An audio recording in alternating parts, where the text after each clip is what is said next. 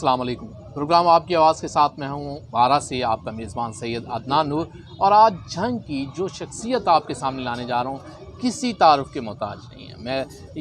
मैं तारुफ़ के बारे में बहुत सोच रहा था, लेकिन मैंने कहा जैसे ही सर को लोग देखेंगे तो पहचान जाएंगे। मेरी मुराद ज़ाहिद खुर्शीद लोधी साहब से है, एक्स प्रिंसिपल जनाब कॉलेज झंग। और आज एक बेहतरीन जो मैं कहूँ कि फ़ख्र झंग की हैसियत से आज हम इनका इंटरव्यू कर रहे हैं कि इन्होंने एजुकेशन लेवल कहाँ से कहाँ तक पहुँचाया। और आज माशाल्लाह इनके बहुत से स्टूडेंट जहाँ हैं वहीं इनके बहुत से ऐसे टीचर हैं जो इनकी ट्रेनिंग के बाद आज मुख्तलिफ इदारे चला रहे हैं। तो इन्हें अपने प्रोग्राम में वेलकम करते हैं। अस्सलाम वालेकुम सर। बहुत शुक्रिया सर, कैसा लग रहा है? कभी सोचा था ऐसे कि आपने, हर इंसान एक सोच रहा होता है शुरू में कि मैंने बड़े होकर ये बनना है, तो आपने ये सोचा था कि आप इस फील्ड में आएंगे, कि एजुकेशन वाली फील्ड में आएंगे और इस लेवल तक आ जाएंगे? टीचिंग जो है वो मेरा शौक़ था बचपन से। अच्छा, जब मैंने अपनी एमएससी मैथमेटिक्स कंप्लीट की तो उसके बाद मेरी फेडरल पब्लिक सर्विस कमीशन के थ्रू मेरी सिलेक्शन हो गई पाकिस्तान मिलिट्री अकाउंट्स डिपार्टमेंट में। वहाँ मैंने कोई 2.5-3 साल जॉब की है, तो गजटेड पोस्ट थी। तो वो मैंने जॉब छोड़ी और सरकारी नौकरी छोड़कर फिर एक प्राइवेट इदारे में जॉब करना, ये एक बड़ा एक फ़ैसला था, मुश्किल फ़ैसला था। और ये मैंने किया। इसके पीछे मेरा एक पैशन भी था, जो मेरा ये था कि मैं टीचिंग करना चाहता था। दूसरी बात यह है कि अगर लोग मुझसे पूछते हैं कि अगर किसी ने मुझसे पूछा कि अगर आपको दोबारा ज़िंदगी मिले तो क्या बनना चाहेंगे, तो मैंने कहा कि मैं दोबारा भी टीचर बनना चाहूँगा। अच्छा, ये बड़ी बात है। अगरचे ये बड़ा मुश्किल होता है कि आजकल के दौर में टीचर ये समझ रहे होते हैं कि यार उनके खर्चे नहीं पूरे हो रहे होते। वो देख रहे होते हैं कि अगर पढ़े लिखे हैं तो कहीं बड़ी जॉब पे जाना चाहिए। तो आज भी आप यही कहते हैं कि नेक्स्ट भी अगर कभी मौका मिला तो टीचर ही बनेंगे आप? देखिए ना, प्रोफेशन जो है ना, दो तरह से लोग अडॉप्ट करते हैं। एक प्रोफेशन होता है बाई चॉइस और एक होता है बाई चांस। कुछ लोग टीचिंग प्रोफेशन में बाई चांस एंटर होते हैं, क्योंकि अपनी चॉइस भी है। लेकिन मैं समझता हूँ कि मेरा ये प्रोफेशन जो है ना वो बाई चॉइस है। मैंने इसको चुना और इसमें खुदा की मदद शामिल है, और इसलिए उसमें खुदा ताला ने मुझे बहुत कुछ दिया है जो मेरे गुमान से बाहर है। अच्छा, इसमें बात दफ़ा ऐसे होता है बंदा सोच कुछ रहा होता है और फैमिली कुछ और सोच रही होती है। तो आपको फैमिली ने इस लेवल पे सपोर्ट किया कि आपके ये ठीक है कि आप टीचिंग वाली लाइन में ही रहें? हाँ, ये भी एक दिलचस्प बात है कि जब मैं एफएससी पार्ट 2 में था तो मैंने दोनों, मेरे वालदा पहले वफ़ात पा गई और 8 माह के बाद वालिद साहब वफ़ात पा गए। वालिद साहब मेरे पुलिस डिपार्टमेंट में पुलिस में एएसआई थे बहावलपुर रीजन में। अच्छा। तो जैसा आपको पता है कि पुलिस ऑन ड्यूटी डेथ के बाद वो उनके बच्चे को भी एक ऑफ़र होती है उसी पोस्ट के लिए। तो मुझे भी ऑफ़र थी, लेकिन मैंने कबूल नहीं की। ये भी एक थी कि मैं पुलिस में नहीं जाना चाहता था और मैं यानी दूसरी महकमे में ना गया। इसमें शायद मुकद्दर में अल्लाह ताला ने मेरे लिए यही लिखा था, और जो मेरे हक़ में बहुत बेहतर हुआ, और ये खुदा ताला की सिर्फ रहमतों का दिया। यहाँ आपने सफ़र किया है टीचर से प्रिंसिपल तक के दौरान, इस दौरान काफ़ी मुश्किलात भी इंसान को आती हैं। कोई ऐसी मुश्किल जो आप समझते हो आज भी आपको याद हो कि टीचर से ये जो सफ़र चला था, इस सफ़र में कहाँ कोई मुश्किल पेश आई?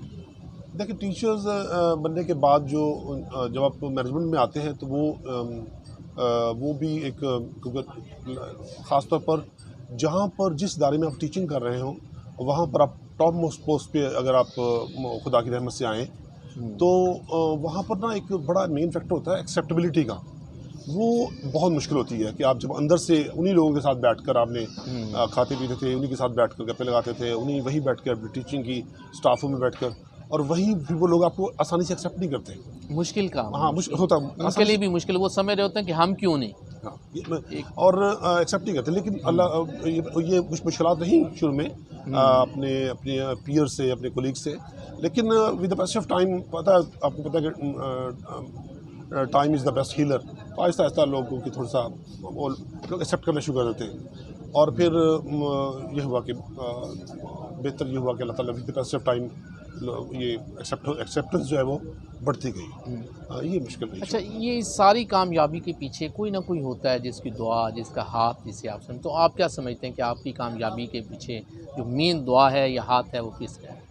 मैं समझता हूँ कि अगर आप खुलूस नीयत से आप कोई काम करें और उस काम को ऐसे समझें कि इबादत समझ के करें आप, और उसमें आप जो मतलब मैंने समझा कि मैं जो सर्व कर रहा हूँ ना कम्युनिटी को किसी भी शेप में, तो वो एक सर्विस है, और सर्विस भी वो बंदा खुदा की रज़ा के लिए करे, खुदा की जो है ना वो खुशनुदी के लिए करे, तो अल्लाह ताला रास्ते खुद खोलते जाते हैं। और उसमें मेरा कभी टारगेट नहीं रहा, मैंने ज़िंदगी में कभी कोई ख्वाहिशात नहीं रखी। ये मेरा बड़ा अजीब सा है कि मैंने ज़िंदगी में ख्वाहिशात नहीं पाली और ना मैंने कभी बड़े ख्वाब देखे, और बस अल्लाह ताला मुझ पे बस नवाज़िशात अल्लाह की जारी रही।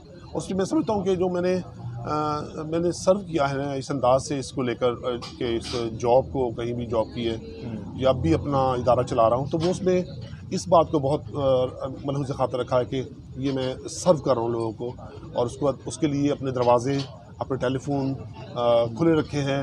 मेरा टेलीफोन पब्लिक टेलीफोन है, हर बंदा मुझसे बात कर सकता है, और कभी अपने आप को ऑफिसर बनकर चार दीवारी में अपने आप को मुक़य्यद नहीं किया। सर, बात हो रही थी कि आपसे ये भी जानना चाहेंगे कि अच्छे टीचर में क्या ख़ुसूसियात होनी चाहिए? जो अच्छा टीचर के बारे में आमतौर पर ये कहा जाता है कि टीचर्स जो है ना वो बॉर्न टीचर होते हैं। अच्छा, जैसे कहा जाता है ना kings and artist are born, तो टीचिंग भी जो है ना वो ये मेरा ख्याल खुदा की तरफ से बंदे को एक होता है, तोहफा होता है किसी आदमी को। अच्छा टीचर, हाँ, गॉड गिफ्ट होते हैं लोग। अच्छा, उसमें जो अच्छा टीचर बनने के लिए ज़रूरी है कि आप अपने सब्जेक्ट में आप मेहनत करें और क्लासरूम में तैयारी के साथ जाएं। किसी ने एक बार, वो मैं कोट करता हूँ कि किसी ने, नईम बुखारी बहुत मशहूर जो हैं, वो टीवी एंकर भी रहे हैं, लॉयर भी हैं, उनसे वो टीवी प्रोग्राम करते थे, तो मैं टीवी प्रोग्राम देख रहा था उनका, तो किसी ने उनसे पूछा कि शाह साहब आपने टीचिंग छोड़ दी, क्या वजह बनी? उन्होंने बड़ा खूबसूरत जवाब दिया। उन्होंने कहा कि मैं, बड़ा मुश्किल काम है ये टीचिंग। उन्होंने कहा इतना पढ़ाने के लिए ना इतना पढ़ना पड़ता। हाँ, ये भी तो वो जो है ना, अब ये जज्बा भी उस्ताद में, अच्छे उस्ताद में होना चाहिए कि वो थोड़ा पढ़ाने के लिए वो पढ़ना पड़ता है। और अच्छे टीचर के बारे में ये भी कहा जाता है कि a good teacher knows something of everything and everything of something, कि वो ना हर चीज़ के बारे में कुछ चीज़ जानता है, और किसी खास चीज़ के बारे में हर चीज़ जानता है जो अपना सब्जेक्ट है उसका। अब हमारे यहाँ ये कि टीचर जो आते हैं ना इस प्रोफेशन में, मेहनत की कमी हो जाती है। अच्छा, टीचिंग ऐसा प्रोफेशन है जिसमें आप हर रोज़ स्टूडेंट्स की रूहों को छूते हैं, आप उनको उनकी मॉरल ट्रेनिंग करते हैं, और टीचर आप उनके स्टूडेंट्स के रोल मॉडल होता है। तो टीचर एक तरह का जो है ना, एक बच्चों के नज़र में एक छोटा सा जो देवता होता है ना, उस तरह का होता है टीचर, और बच्चे उसका आइडलाइज करते हैं। जबकि टीचर कहीं ऐसे खड़ा होता है कि उसे शायद अपनी जॉब का होता है कि मैं जॉब, ऐसे लोग भी मौजूद हैं, सबके लिए ये बात नहीं है। हाँ, लेकिन अच्छे टीचर बिल्कुल हैं, बहुत अच्छे टीचर्स भी हैं, बहुत अच्छे टीचर्स हैं। और मैं समझता हूँ कि किसी भी इदारे की जो स्ट्रेंथ है, उसकी जो है उसकी लंबी उम्र का राज जो है वो ये है, उसकी टीम अच्छी होनी चाहिए। जो सिलेक्शन ऑफ टीचर्स है वो बड़ी इंपॉर्टेंट है। उसमें जो टीचर्स को जो सिलेक्ट किया जाए वो मेरिट पे सिलेक्ट किया जाए, क्योंकि जैसे एक गुड ड्राइवर और बैड ड्राइवर होता है ना, इस तरह के गुड टीचर और बैड टीचर भी होता है। अब जब बैड टीचर को आप हायर करते हैं ना, किसी को जो मेरिट पे नहीं है, तो उससे नेक्स्ट 35 ईयर्स वो जनरेशन सफ़र कर रही होती है, उससे सफ़र करती है। इसीलिए कहते हैं कि टीचिंग ऐसा प्रोफेशन है जिसको बिल्कुल ऐसे मेरिट पे उसको सिलेक्ट करना चाहिए उन लोगों को, और जो इस प्रोफेशन में आए वो एक पैशन के साथ आएँ, कि कमिटमेंट के साथ आएँ, डेडिकेशन और डिवोशन से काम करें, और जो है वो उनकी क्लोज इंटरेक्शन हो बच्चों के साथ। बिल्कुल जैसे उनको हर बच्चे का क्लास में पता हो, उसका फैमिली बैकग्राउंड, उसका पर्सनल बैकग्राउंड, उसकी एकेडमिक बैकग्राउंड बच्चे का पता होना चाहिए। तो टीचर जो है ना, वो अच्छा टीचर बनने के लिए वो ये तमाम बातें ज़रूरी है। और फिर कंसिस्टेंसी भी, कि उसमें जुहद मुसलसल भी हो उसके अंदर, कि मुसलसल मेहनत करे बंदा, ये नहीं कभी कर ली मेहनत और कभी ना की।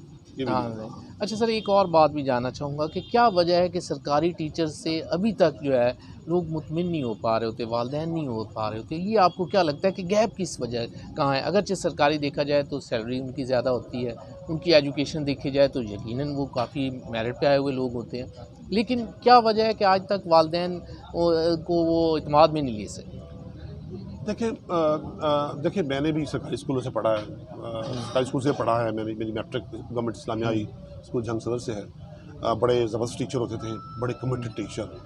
और अब ना थोड़ा मेरा ख्याल है कुछ एक लैक ऑफ गवर्नेंस भी है। मैं स्कूल की बात कर रहा हूँ, और जो उसकी हायरार्की जो ऊपर तक है, कमांड है जो उसकी, जो उसका जो हेड ऑफ इंस्टीट्यूशन है वो मेरिट पे आए, उसको एम्पावर किया जाए, उसको उसको उसको एडमिनिस्ट्रेटिव उसको पावर उसके पास हो, फाइनेंशियल पावर उसके पास हो, उसको हायरिंग एंड फायरिंग की पावर उसके पास हो। यहाँ ऐसा नहीं है। यहाँ तो इदारे का जो हेड बैठा होता है गवर्नमेंट सेक्टर में, वो एक पीएम को भी कुछ नहीं कह सकता, हाँ, उसकी भी क्योंकि उसकी यहाँ पर पॉलिटिकल बैकिंग है लोगों की जो पुष्ट पर जो है वो सियासी लोगों के हाथ होते हैं। ये भी एक उसका जवाल का बायस बना है। काबिलियत की कहीं कमी नहीं गवर्नमेंट स्कूलों में। वही ना, मैं यही कह रहा हूँ, गवर्नमेंट स्कूलों में बहुत काबिल लोग हैं, बहुत काबिल लोग। देखिए अब लोग सिलेक्शन वहाँ पर मेरिट पे होती है, बहुत काबिल लोग हैं। सिर्फ ये है वहाँ पर जो है ना वो ये निज़ाम जो है ना हमारा थोड़ा सा इसको तब्दील करने की ज़रूरत है। वहाँ पर चेक्स एंड बैलेंसेस लगाने की ज़रूरत है। वहाँ पर जो है ना वो प्राइवेट सेक्टर में क्या होता है, देखिए जो फ़र्क है प्राइवेट सेक्टर और गवर्नमेंट सेक्टर में, प्राइवेट सेक्टर में आपको गधे घोड़े का फ़र्क है। पता चल जाता है। जो अच्छा काम करने वाला जूनियर भी आगे निकल जाएगा, एक्सेल कर जाएगा। गवर्नमेंट सेक्टर में आप लाइन में लगे हुए मेरिट में, आप अपनी सीनियरिटी में लाइन में लगे हुए, आप सीनियरिटी में पूरी उम्र लगे रहेंगे। आपके आगे अगर कोई बुरा टीचर खड़ा हुआ है, पूरी ज़िंदगी आप उसके पीछे लगे रहेंगे, उसके पीछे रहेंगे सीनियरिटी में। गवर्नमेंट प्राइवेट सेक्टर में ऐसा नहीं होता। प्राइवेट सेक्टर में जो है ना फिटेस्ट की सर्वाइवल है, फिटेस्ट की, कि आप जो अगर आप फिट हैं तो आप सर्वाइव करेंगे, अगर आप बहुत आप टैलेंट है तो आपको पिक कर लिया जाएगा आपको। तो थोड़ा सा इस तरफ भी आने की ज़रूरत है। नहीं जी, जाहिद खुर्शीद लोधी साहब की बातें आप तक पहुंचा रहे हैं और इनसे बड़ी मैं कोशिश कर रहा हूं कि अंदर की जितनी बातें हैं जो आपके फ़ायदे में हैं वो निकलवाई जा सकें। और अब उन्हें विज़िट करवाते हैं 12 रेस्टोरेंट का और फिर वापस आएंगे इसी सेट पर और मज़ीद गुफ्तगू जारी।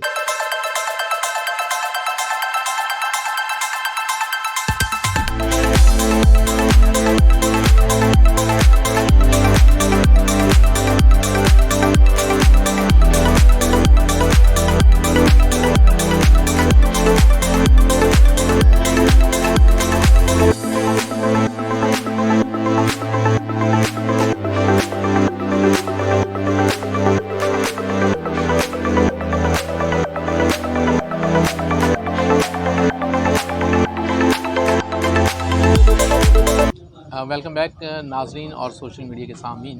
हमारे जो इस वक्त हमारे साथ हैं सोशल मीडिया पे नाजरीन और रेडियो आवाज़ के सामीन, आज हमारे साथ जो मेहमान हैं जाहिद खुर्शीद लोधी साहब, झंग की जानी पहचानी शख्सियत हैं और इनसे बात हो रही थी कि एक अच्छा टीचर उसमें क्या खसूसियात होनी चाहिए। तो इसी तरह मैं इनसे पूछूंगा कि बहुत से स्टूडेंट आपके हाथों से निकले और आपने उन्हें पढ़ाया, तो कोई ऐसा स्टूडेंट जो आपको आज भी याद हो और बहुत अच्छी जगह पे स्टेज पे पहुंच चुका हो, तो उसका नाम बताना पसंद है। नहीं, ये वो बहुत ज़्यादा बच्चे हैं ऐसे, उनका नाम लेना तो ऐसे बहुत सारे जैसे स्टूडेंट जो होते हैं ना वो बच्चों की तरह होते हैं। तो कोई जैसे अपने बाप से पूछे कि कौन सा बच्चा प्यारा है, तो जैसे उनके ना कि बता यानी आपके स्टूडेंट बहुत अच्छे लेवल पे हमने देखे हैं। बहुत कोई शक नहीं, तमाम स्टूडेंट्स जो है बहुत अच्छे स्टूडेंट्स जो है ना वो स्टूडेंट्स बहुत अच्छी तमाम पाकिस्तान के तमाम शोबों में वो काम कर रहे हैं। और ये अल्लाह ताला की तरफ से हमें एक एजाज़ है।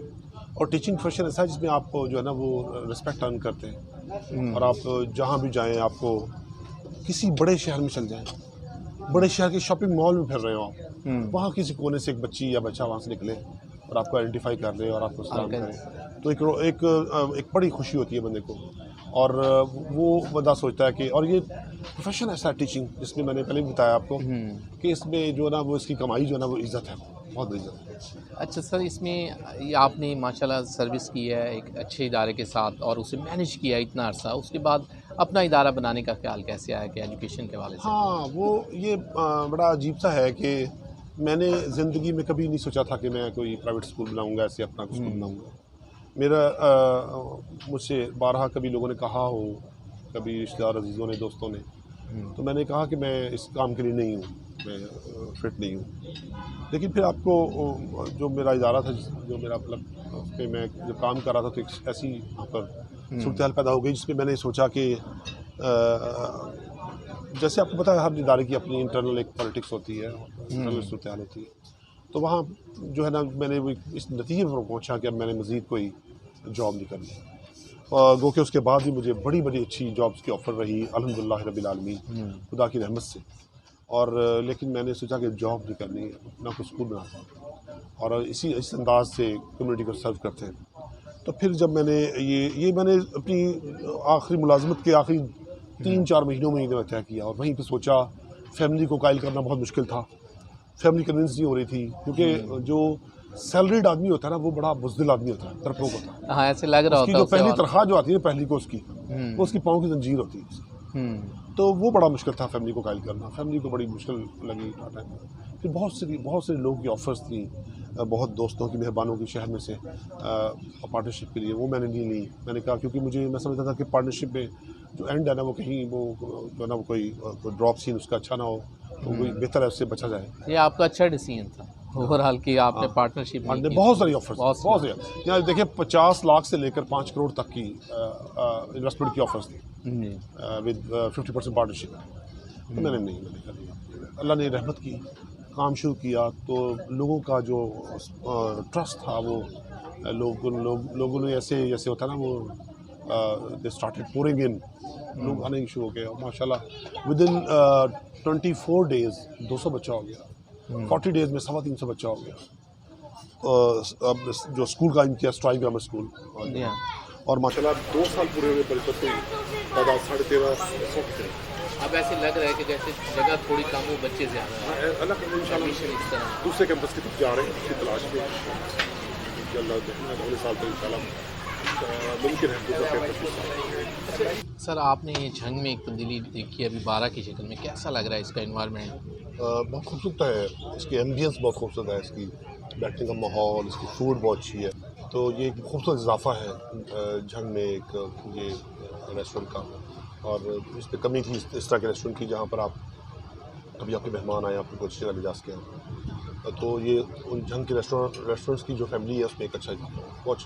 बहुत शुक्रिया सर, आपसे इंशाल्लाह गाय बगाए गुफ्तगू का सिलसिला जारी रहेगा और आपसे हम टाइम लेते रहेंगे। बहुत शुक्रिया। आपके हम इंतहाई ममनून हैं कि आपने हमें अपने कीमती वक्त में से टाइम दिया। हमारे रेडियो आवाज़ के सामीन और जो हमारे सोशल मीडिया के नाज़रीन, उनके लिए कि अब हम इजाज़त चाहेंगे 12 से, जाहिद साहब से भी और आपसे भी मैं इजाज़त चाहूँगा। अल्लाह निगहबान।